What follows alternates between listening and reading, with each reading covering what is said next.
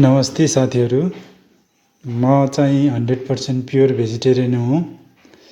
मैले खाएको शुद्ध शाकाहारी खानाहरू तपाईँहरूलाई देखाउँदैछु।